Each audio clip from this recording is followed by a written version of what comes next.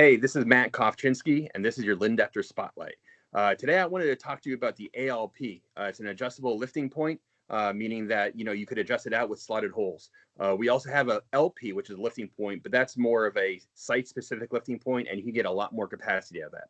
For the ALP, you're going to have 6,600 pounds, or 3.3 tons, or 3 metric tons. So, with that being said, you can see here. You have a ring, it comes with the ring, comes with the plate, comes with the clamps, and you could actually reuse it. So that ring could also rotate 90 degrees depending upon which way your load is oriented. So I hope that you're able to check out the ALP, and hopefully that'll make some of your lifting situations and lifting scenarios a little smoother. Again, Matt Kovchinsky, and this is your Lindapter Spotlight.